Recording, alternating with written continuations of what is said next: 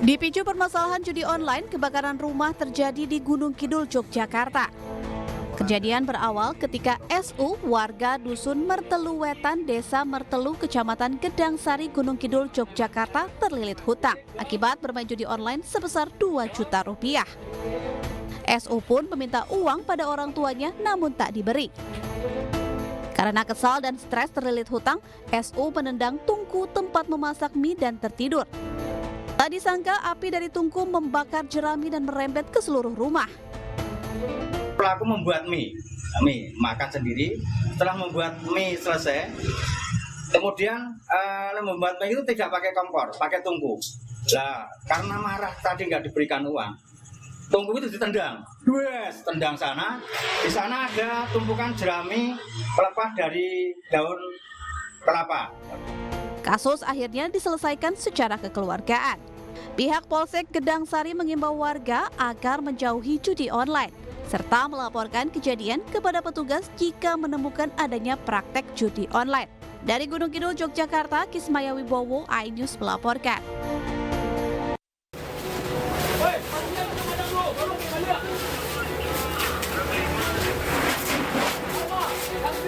Kebakaran terjadi di SMP Negeri 8 Padang, tepatnya di daerah Marapalam, Kecamatan Padang Timur, Kota Padang.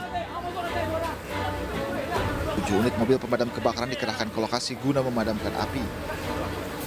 Akibat peristiwa ini, aktivitas belajar mengajar sekolah dihentikan sementara dan siswa dipulangkan. Diduga kebakaran disebabkan oleh arus pendek listrik dari bangunan penjaga sekolah yang tengah ditinggal ke pasar oleh pemiliknya. Beruntung tidak ada korban jiwa, namun ditaksir kerugian mencapai ratusan juta rupiah. Gitu. Di belakangnya ada peti, jadi batu-batu. Habis itu tambah ini, saya pikir dikelas kan, rupanya nggak dikelas di rumah sebelahnya gitu. Itu yang terbakar apa, Bu? Rumah musola. Kami musola. Oh, merembet ke musola ya? Tapi nggak tahu labor apa kena apa gimana. Labor kena, Bu. Untuk aktivitas belajar tadi lagi belajar ya? Sedang belajar kami semuanya. Nah, sekarang gimana, Bu? Dihentikan Sudah gimana? anak-anak sudah kami infokan untuk dijemput orang tuanya. Kerugian meludeskan 1 unit bangunan semi permanen milik penjaga sekolah yang berada di samping sekolah tersebut hingga merembet ke bangunan musola dan ruang kelas. Dari Padang, Sumatera Barat, Budi Sunandar, iNews melaporkan. Pemirsa, tak terima si buah hati mengalami luka memar di tubuh diduga akibat dianiaya saat berada di tempat penitipan anak di kawasan Depok, Jawa Barat. Orang tua korban mengadu ke Komisi Perlindungan Anak Indonesia KPAI di Menteng, Jakarta. Ya, didampingi tim kuasa hukum RD, ibu kandung dari bocah berusia 2 tahun yang diduga kuat menjadi korban penganiayaan pemilik tempat penitipan anak daycare WSI di kawasan Depok, Jawa Barat pada Selasa siang mendatangi kantor KPAI di Menteng, Jakarta Pusat. Dengan membawa sejumlah alat bukti berupa rekaman CCTV dan hasil visum korban, kedatangan RD bertujuan untuk mengadukan kasus tindak kekerasan yang dialami buah hatinya. Terduga pelaku penganiayaan yang diadukan adalah MI, pemilik tempat penitipan anak WSI sekaligus influencer parenting. Semoga masyarakat dapat operasi masih berjalan dan juga pemukulan di beberapa bagian tubuh, lalu ditendang perutnya sampai dia jatuh, sampai dia terbentur, lalu juga ditusuk di bagian punggung, dan itu tuh cocok dengan bukti yang saya punya, yaitu foto memar-memar di badan anak saya setelah dia pulang dari daycare. Nah, tapi setelah kami tahu, orang tua tahu bahwa anak saya itu memar di bagian tubuhnya, itu kami konfirmasi ke pihak daycare dan mereka nyanggah. Mereka bilang katanya anak saya itu nggak ada jatuh, nggak ada diisengi sama temannya, nggak terbentur apapun gitu. Dan jadi kami sebagai orang tua ya positif thinking bahwa memang anak saya memar-memar itu karena sakit, karena memang pada saat itu anak saya sedang demam. Jadi kami bawa anak saya ke pihak dokter dan dokter melakukan screening sampai ke cek lab, tes darah, hasilnya semuanya bagus. Jadi dokter menyimpulkan bahwa memar itu bukan dari demamnya, tapi memang ada benturan atau ada tekanan sehingga. Pemirsa, Wakil Presiden ke-10 dan ke-12 Republik Indonesia Yusuf Kala menyampaikan duka cita yang mendalam atas wafatnya pemimpin Hamas Ismail Haniyeh di Iran. JK pun mengenang Haniyeh sebagai sosok pejuang dengan kepemimpinan yang kuat. Palestina, di Gaza, dia mempunyai kepimpinan yang kuat di kalangan Palestina. Namun ya tentu Allah memanggilnya rahmatullah hari ini di Teheran, dan tentu apabila meninggal maka kita mengharapkan juga cita-cita beliau untuk kedamaian di Palestina dapat dicapai. Mudah-mudahan ini dapat, walaupun perang sudah demikian kerasnya di sana, kita berdoa semua agar arwah beliau diterima di sisinya dan kedamaian akan dicapai. Tentu ini akan memperburuk keadaan situasi di sana.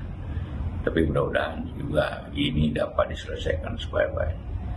Pemirsa, Komisi Ukhuwah Majelis Ulama Indonesia menggelar Forum Ukhuwah Islamiyah dengan mengundang ormas-ormas Islam yang tergabung dalam Majelis Ulama Indonesia. Iya, dalam forum tersebut MUI mengajak masyarakat Islam Indonesia mendukung bangsa dan negara Palestina melalui pelaksanaan fatwa boikot produk Israel.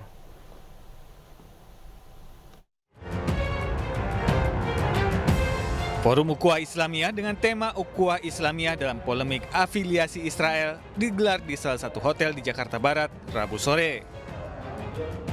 Forum ini dihadiri perwakilan dari 87 organisasi masyarakat yang tergabung dalam Majelis Ulama Indonesia atau MUI. Dalam kesempatan ini, Kiai Haji Khalil Nafis, Ketua MUI Bidang Dakwah, menyampaikan fatwa MUI terkait boikot produk Israel serta apapun yang berhubungan dengan Israel. Termasuk salah satunya mendorong masyarakat Muslim Indonesia untuk meninggalkan produk Israel dan beralih ke produk lokal dalam negeri. Yang bersinergi dengan masyarakat adalah fatwa berkenaan dengan boikot produk-produk Israel dan afiliasi kepada Israel. Termasuk diantaranya adalah bagian dari yang kita dorong kepada masyarakat meninggalkan produk Israel, mari kita mencintai produk di dalam negeri, membeli produk dari tetangga kita, saudara kita, juga handai taulan kita. Forum Ukhuwah Islamiyah ini kan dalam rangka mengedukasi dan meliterasi umat Islam dan bangsa Indonesia agar dalam menyikapi polemik afiliasi Israel ini masyarakat dan umat itu tidak bingung, ya tidak bingung karena memang selalu saja Majelis Ulama Indonesia itu dalam hal keagamaan menjadi rujukan ya, dan ini menjadi mas'uliyah umatiyah, tanggung jawab Majelis Ulama Indonesia kepada umat dan bangsa. MUI meminta masyarakat tidak membeli produk terafiliasi Israel untuk membantu bangsa dan negara Palestina. Dari Jakarta, Rizky Ihwal, iNews melaporkan. Pemirsa, Anda kembali di iNews Pagi bersama saya Yasmiantani, ada rekan saya Bayu Pradana. Kini kita ke informasi berikutnya pemirsa. Sidang peninjauan kembali Saka Tatal mantan terpidana kasus pembunuhan Vina Eki memasuki hari kedua pada tahap ketiga di PN Cirebon, Jawa Barat. Ya, sejumlah ahli dihadirkan oleh tim kuasa hukum Saka dalam sidang, di mana pemirsa sejumlah ahli yang dimintai keterangan dalam sidang PK diantaranya adalah mantan Kabareskrim Polri Susno Dwi Aji, ahli psikologi forensik Reza Indragiri Amril, ahli hukum pidana Yongki Fernando, serta ahli lainnya. Selain keterangan ahli, kuasa hukum Saka juga menghadirkan beberapa saksi fakta, yaitu Deddy Mulyadi dan Teguh Wijaya. Tim kuasa hukum Saka Tatal yakin keterangan ahli dan saksi fakta dalam sidang PK hari ini bisa memperkuat bukti-bukti baru yang mereka ajukan dan membuktikan bahwa Saka Tatal tidak bersalah.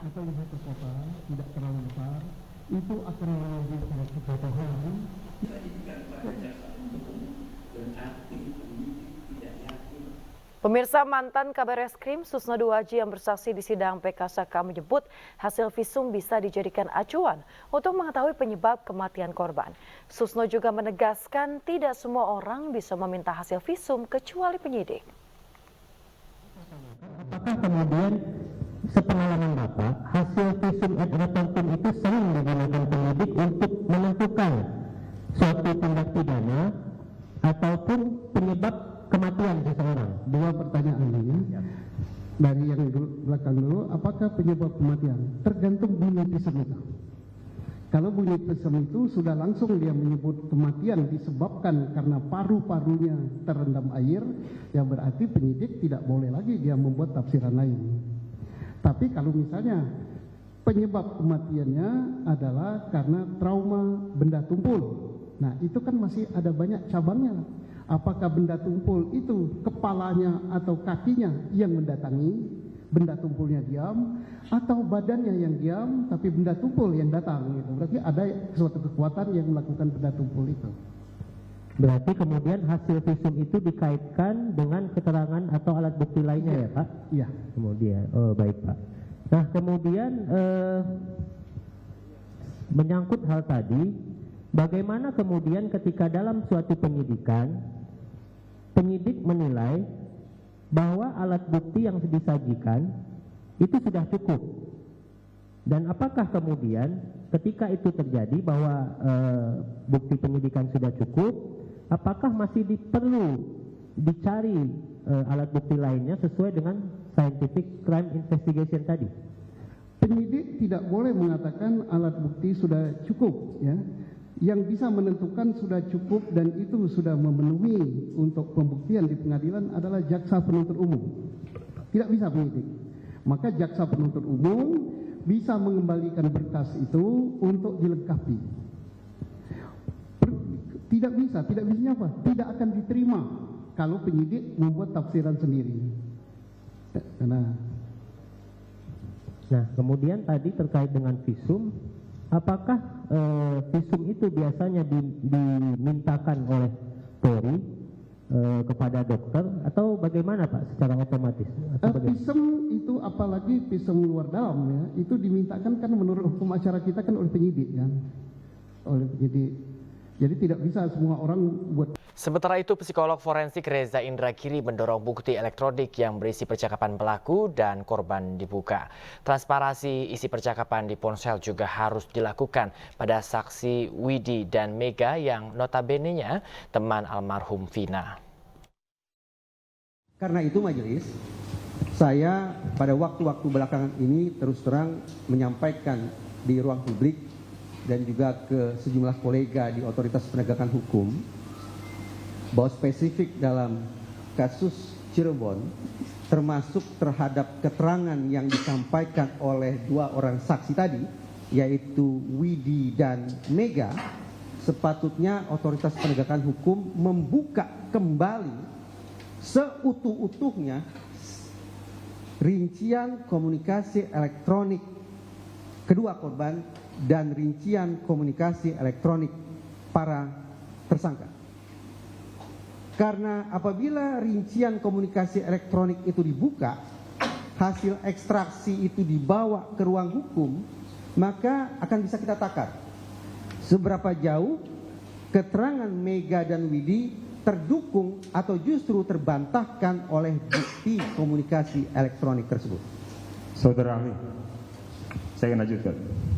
Saudara Ali bertemu secara langsung dengan Mega dan Widi, betul? Ya, mengamati cara mereka menyampaikan keterangan atau informasi. Sejauh analisis saudara ahli, apakah keterangan Mega dan Widi itu bohong atau jujur? Saya bukan membaca gestur majelis, jadi saya tidak bisa menilai gestur saksi. Tapi yang saya katakan, keterangan saksi siapapun saksi itu, tidak hanya Mega dan Widi ya, jadi supaya tidak salah kaprah. Saudara penasihat hukum tidak salah kaprah, saya tidak hanya menyoroti Widi dan saudara ahli. Pertanyaan saya terkait dengan wawancara saudara ahli dengan Mega. Saya tidak bisa menilai apakah seseorang berkata jujur atau tidak jujur dari gesturnya majelis. Ya. Tapi kesesuaian keterangan yang disampaikan antara satu saksi dengan saksi lain, lebih-lebih mencari kecocokan atau mungkin ketidakcocokan antara keterangan yang disampaikan oleh seorang saksi dengan bukti-bukti lainnya, itulah yang menjadi cara bagi saya untuk menakar kualitas keterangan yang disampaikan oleh seorang saksi. Karena itu, sedikit meluruskan supaya saudara penasihat hukum tidak menjauh dari khazanah psikologi forensik, alih-alih membaca gestur, sungguh-sungguh saya berharap bahwa uji keterangan Mega dan Widi dengan mengandalkan pada bukti komunikasi elektronik serinci-rincinya yang perkiraan saya sudah dilakukan ekstrak. Pemirsa, Dedi Mulyadi yang bersaksi di sidang peninjauan kembali Saka Tatal di PN Cirebon menemukan banyak perbedaan keterangan saksi pada kasus pembunuhan Vina. Salah satunya adalah keterangan saksi Aep yang mengaku melihat terpidana mengejar korban. Mewawancari Aep meyakinkan pada saya bahwa dia melihat terpidana mengejar Eki dan Vina menggunakan motor sebanyak 8 orang sebelumnya melakukan pelemparan. Dan dia melihat itu ketika dia sedang membeli rokok pada malam hari. Nah, kemudian saya jelaskan. Dari penjelasan Aep itulah saya penasaran.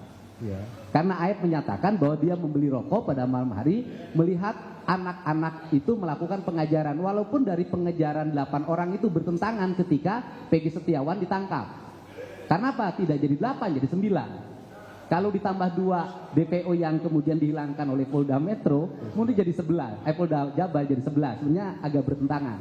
Kemudian saya datanglah ke SMP 11 pagi harinya. Kemudian saya coba berjalan. Pertama yang saya temui adalah warung nasi di depan seti mobil tempat Aep dan Dede bekerja. Kemudian dia mengatakan bahwa kami tidak menjual rokok dan jam 4 sore warung kami tutup. Kemudian saya mencoba lagi mencari penjual rokok. Ternyata penjual rokok yang tersisa yang buka malam hari di tahun 2016 itu ada satu penjual namanya Warung Madura. Jarak dari Warung Madura ke tempat yang tuduhan anak-anak kumpul itu kurang lebih waktu itu 120 meter. Nah, setelah itu sudah beberapa lama, lebih dari 1 bulan, pemilik Warung Maduranya bertemu dengan saya dan saya tanya, apakah Aep dan Dede pernah beli rokok? Waktu itu Aep aja saya tanya. Dia katakan memang ada, tetapi peristiwa pelemparan dan peristiwa pengejaran tidak pernah ada menurut yang punya Warung Madura, baik suaminya maupun istrinya. Apalagi jarak yang Warung Madura yang waktu itu ditunjukkan oleh Aep itu lebih jauh dibanding yang sekarang. Jaraknya hampir 150 meter. Apakah dari Warung Madura itu ke tempat 8 orang yang mengejar motor Eki yang ditumpangi oleh Vina itu dapat terlihat? Tidak akan kalau malam hari. Siang pun jauh. Jadi tidak akan terlihat? Tidak akan terlihat. 120 meter apalagi sekarang itu 150 meter bukan 120. Ya, kita ke informasi politik. Pemirsa, Partai Perindo kembali memberikan 60 surat rekomendasi untuk bakal calon kepala daerah yang akan bertarung di Pilkada Serentak 2024. Surat rekomendasi ini diserahkan dalam rangkaian kegiatan Mukernas Partai Perindo di Jakarta Concert Hall, Jakarta Pusat.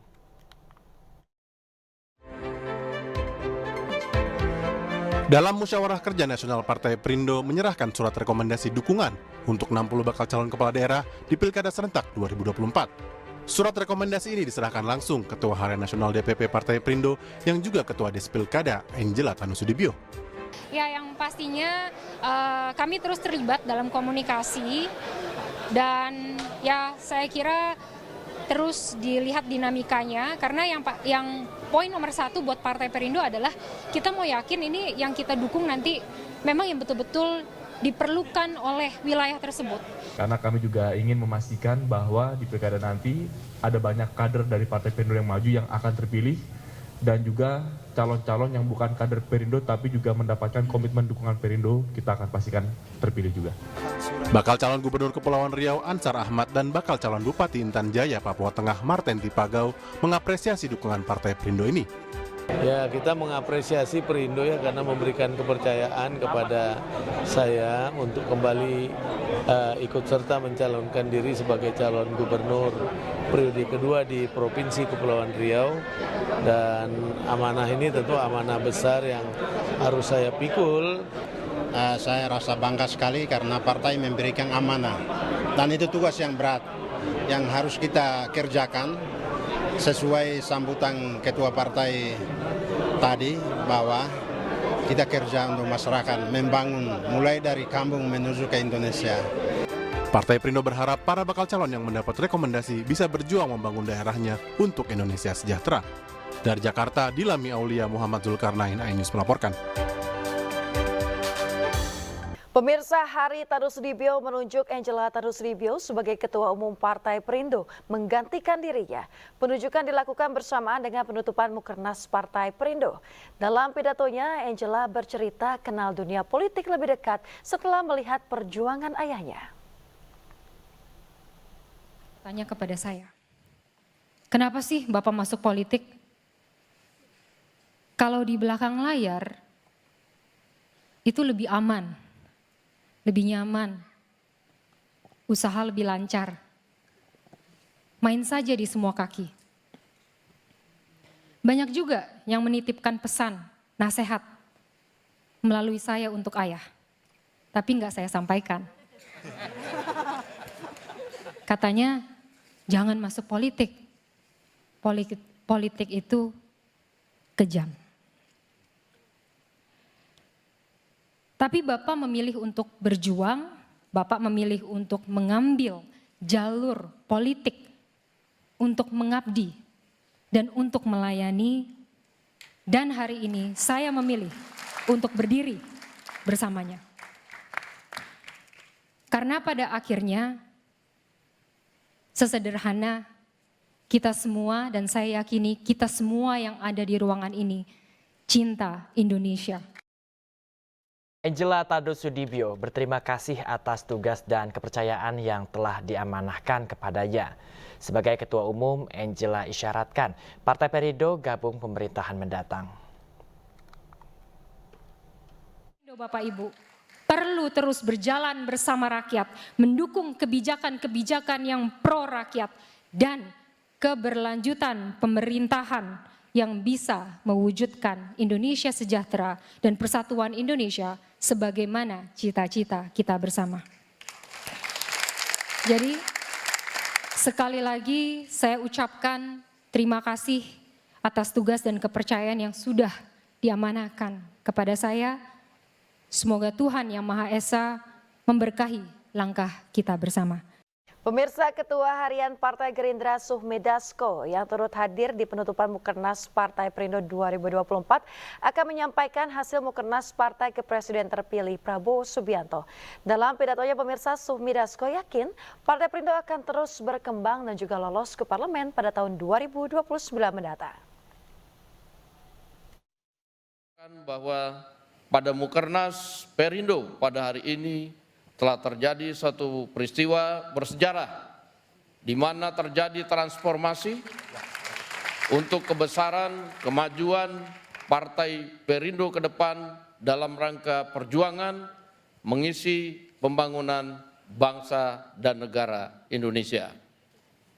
Nah, untuk itu kami ucapkan selamat kepada Partai Perindo yang telah sukses melakukan transformasi dengan ide-ide yang kreatif, dengan ide-ide persatuan, dan tentunya dengan terobosan ini saya yakin bahwa Partai Perindo pada tahun 2029 akan menemani partai-partai lain seperti Partai Gerindra di parlemen, di DPR RI, dan akan lebih banyak lagi anggota legislatif yang akan duduk di DPRD provinsi dan kabupaten kota. Rencana Kementerian Keuangan mengenakan cukai pada tiket konser menuai beragam tanggapan.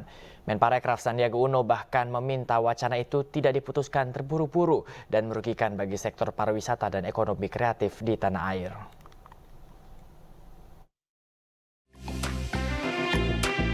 Tiket konser mulai diwacanakan oleh Direktorat Jenderal Bea Cukai Kementerian Keuangan untuk dikenakan cukai. Alasannya sederhana, karena tingginya peminat acara musik di tanah air. Wacana ini mendapat tanggapan dari Menparekraf Sandiaga Uno dalam Weekly Brief with Sandi Uno. Sandi meminta agar rencana itu tidak diputuskan terburu-buru yang berakibat timbulnya kerugian di sektor parekraf. Kita perlu ruang fiskal yang lebih luas. Tapi apakah ini yang apakah ini yang tepat untuk diberikan cukai sekarang? Apakah enggak produk-produk lain?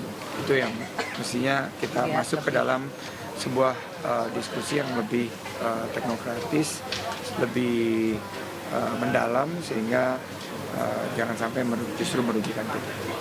Kalau kita bisa jadi tuan rumah beragam event internasional, orang kita nggak nonton keluar, dan event-event itu berkelas dunia, orang akan datang. Jadi ibaratnya kita akan dapat income dari wisatawan-wisatawan berkualitas itu. Jadi daripada ngasih tax itu, Mas, membebani penonton Indonesia. Tidak hanya tiket konser, sejumlah produk harian seperti deterjen hingga tisu direncanakan masuk dalam daftar cukai. Dari Jakarta, Fakih Satrio, iNews melaporkan. Pemirsa, dorong kreativitas generasi muda di era digital, diskusi seputar teknik fotografi, profesionalisme hingga industri fotografi digelar di Aceh. Sebanyak 20 orang terpilih mengikuti private mentoring bersama fotografer kondang Darwis Triadi dan Amanah di Museum Aceh, Kota Banda Aceh. Sebelum private mentoring, Darwis terlebih dahulu mengisi one day class fotografi di lokasi yang sama. Pada sesi tersebut, pemirsa, ia membagikan teori fotografi diikuti praktek memotret seorang model perempuan. Sebelum mengakhiri kelas, juga dibuka sesi tanya jawab kepada peserta untuk berdiskusi seputar teknik fotografi, profesionalisme hingga industri fotografi.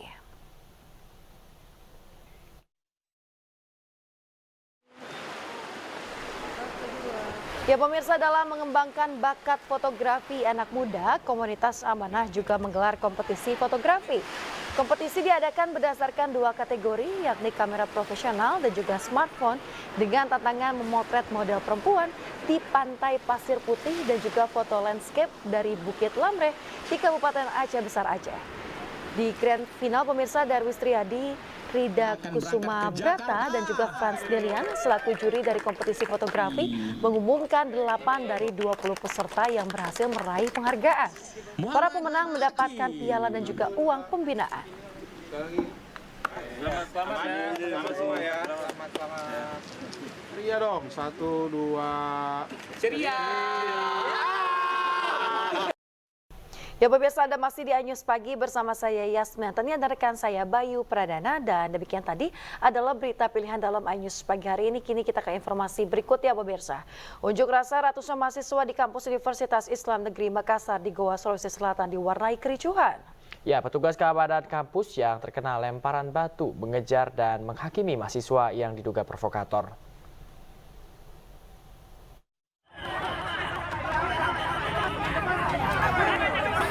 Kericuhan antara mahasiswa dan petugas keamanan kampus terjadi saat ratusan mahasiswa berunjuk rasa di depan gedung Rektorat Universitas Islam Negeri UIN Makassar. Mahasiswa yang berunjuk rasa diduga melempar batu ke arah gedung di Rektorat hingga membuat seorang petugas terkena lemparan. Petugas menangkap mahasiswa yang diduga sebagai provokator. Kericuhan mereda setelah mahasiswa bertemu Wakil Rektor 3 Kampus UIN Makassar.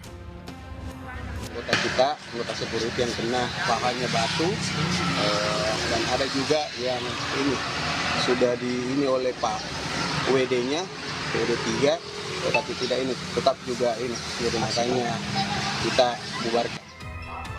Unjuk rasa dilakukan mahasiswa buntut dari putusan surat edaran dari rektor yang mengatur tentang larangan aktivitas di kampus saat malam hari, serta penyampaian izin saat akan menggelar unjuk rasa 3 hari sebelum aksi digelar oleh mahasiswa. Pemirsa, mantan Direktur Utama PT Garuda Indonesia, Emir Syah Sattar, divonis 5 tahun penjara dan didenda 500 juta rupiah oleh Hakim Pengadilan Tindak Pidana Korupsi Jakarta Pusat. Emir Syah terbukti bersalah melakukan tindak pidana korupsi pengadaan pesawat Bombardier CRJ-1000 dan ATR 72600 yang merugikan negara sebesar 9,93 triliun rupiah. Pemirsa, Majelis Hakim menilai Emir Syah Sattar terbukti menyerahkan rencana terkait pengadaan armada Garuda Indonesia kepada Sutikno Sudarjo selaku penasehat komersial Bombardier dan Aviance de Transport yang jelas merupakan perbuatan melanggar hukum. Emir Syah juga terbukti mengubah rencana kebutuhan pengadaan pesawat dari 70 kursi menjadi 90 kursi tanpa persetujuan Dewan Direksi. Ia pun bersekongkol dengan Sutikno untuk memenangkan Bombardier dan juga ATR dalam pengadaan pesawat Garuda Indonesia. Tadi kita pelajari dulu aja putusannya, sama kita akan pelajari dulu putusannya, salinan resminya baru kita bisa memberikan tanggapan. Upaya hukum selanjutnya nunggu salinan. Iya. Pemirsa, Harvey Muiz dan Crazy Rich Pantai Indah Kapuk Helena Lim disebut mengantongi uang 420 miliar rupiah.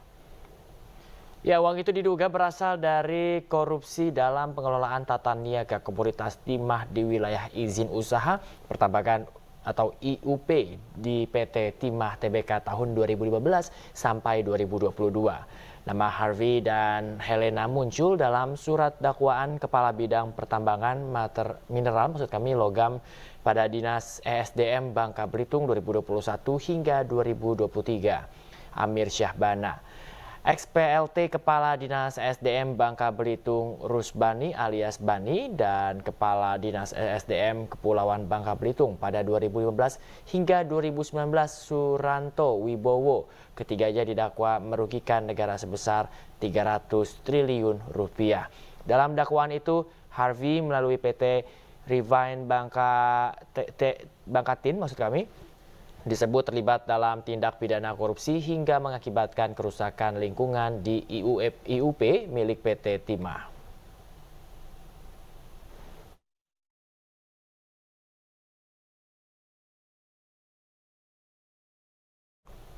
Usai dinyatakan lolos seleksi administrasi sebanyak 236 calon pimpinan atau Capim KPK dan 146 calon anggota Dewan Pengawas KPK mengikuti tahapan tes tertulis di Gedung Pusat Pengembangan Kompetensi ASN Kemenseknek Cilandak, Jakarta Selatan.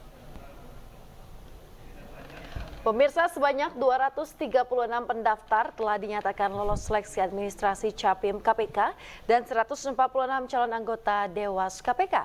Para peserta kemudian akan menjalani tes di tahap lanjutan yaitu tes tulis.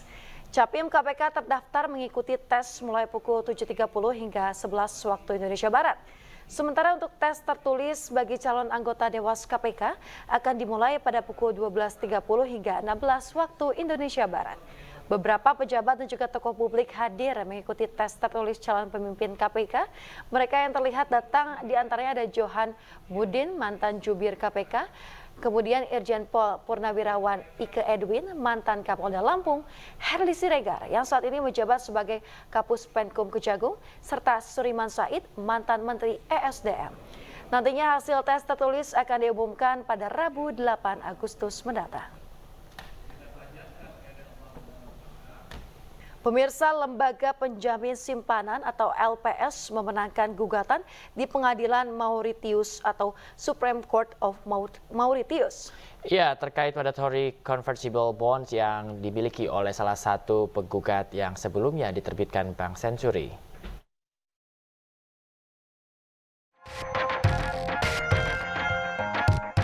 Setelah melalui proses persidangan yang cukup panjang, akhirnya dalam proses persidangan tanggal 19 Juni 2024, Pengadilan Mauritius mengabulkan tuntutan agar LPS dan mantan pimpinannya dikeluarkan dari perkara. Sebelumnya pada 2017, LPS dan mantan pimpinannya digugat di Pengadilan Mauritius oleh para penggugat terkait mandatory convertible bond atau MCB yang dimiliki oleh salah satu penggugat yang sebelumnya diterbitkan Bank Century. Para penggugat mendalilkan bahwa berdasarkan MCB, para penggugat harus menjadi pemenang dari lelang saham LPS pada Bank Mutiara atau yang dikenal dengan nama Bank Century ketika diselamatkan oleh LPS beberapa tahun lalu. Tapi saya yakin dengan kerjasama yang erat di antara kita, jadi kalau kita bersatu, dalam hal ini LPS dengan Kemenkumham, kita pasti akan bisa menangkan kasus apapun di dunia ini. Sudah beberapa kasus yang saya alami dengan Pak Cahyo, harusnya sih ke depan akan baik-baik saja, artinya peluang menangnya besar. Jadi kuncinya adalah kalau kita bersatu, nggak ada yang bisa ngalahin kita. Upaya yang kita lakukan secepatnya mengembalikan dana-dana tersebut itu ke pemerintah Indonesia. Di Indonesia nanti kita tinggal ibarat hitung-hitungan lah kan gitu kan, daripada kita berdebat ini masuknya ke LPS dulu, ini masuk ke pemerintah gitu kan. Karena terus terang saja kami sangat berterima kasih juga dengan Dirjen Ahu ya yang terus membantu mengupayakan pengejaran aset khususnya yang terkait dengan penanganan Bank Century ini. Kuncinya adalah kerjasama baik internal kita, Kumham dengan LPS, dan juga tentunya tidak lupa terima kasih kepada rekan-rekan penegak hukum Polri dan juga Kejaksaan Agung ya yang juga telah dengan baik ya menyelesaikan perkaranya di Indonesia sehingga menghasilkan putusan yang pada intinya merampas aset-aset dari hasil tindak pidana pada Bank Century.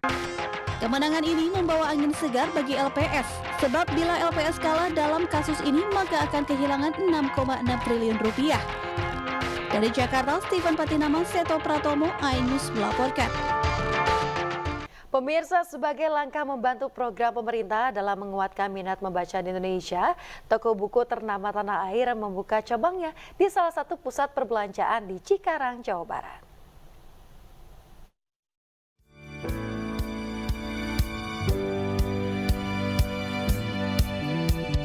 Toko buku Gramedia mengumumkan segera buka cabang terbarunya di Pollux Mall Cikarang, Kabupaten Bekasi, Jawa Barat.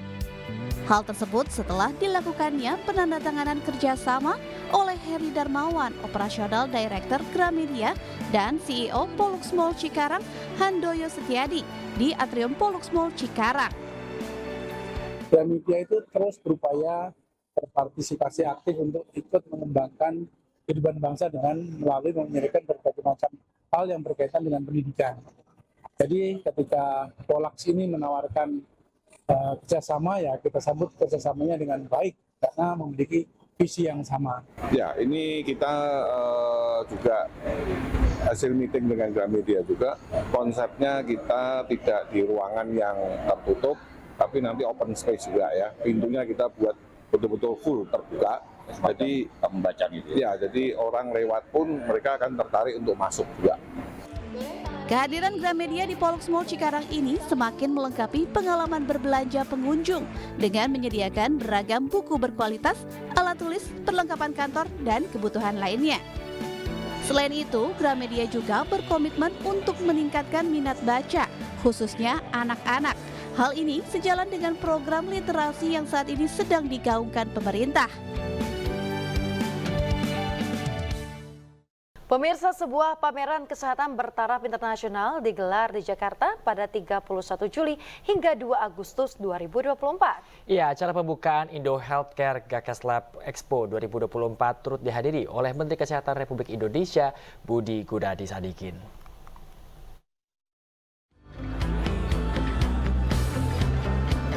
Gakeslab Indonesia bekerjasama dengan Krista Exhibition menggelar Indo Healthcare Gakeslab Expo 2024.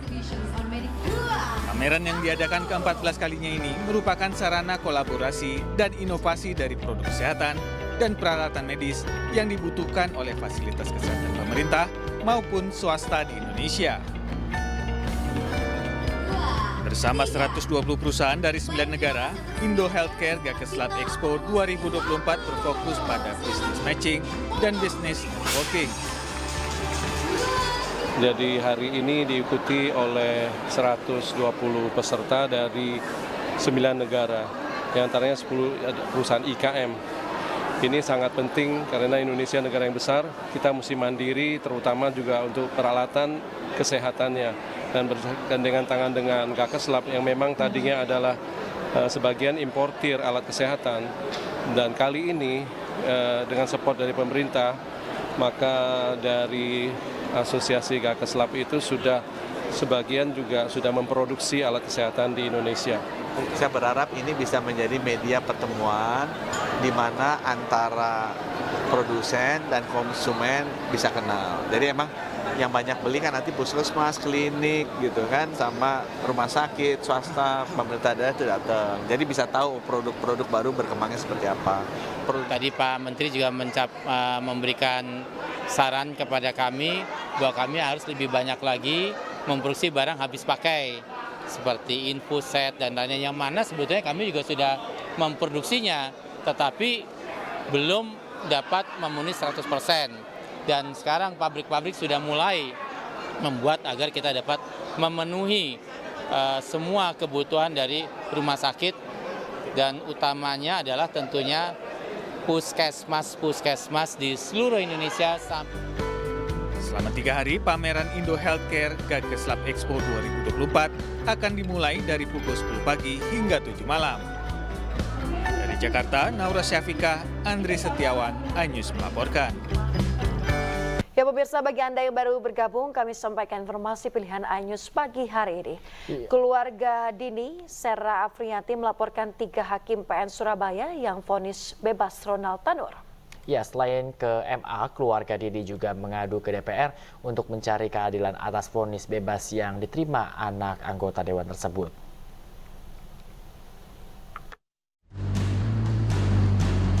Keluarga Dini Sera Afrianti didampingi tim kuasa hukum melaporkan 3 hakim pengadilan negeri Surabaya yang memvonis bebas Ronald Tanur ke Badan Pengawas Mahkamah Agung.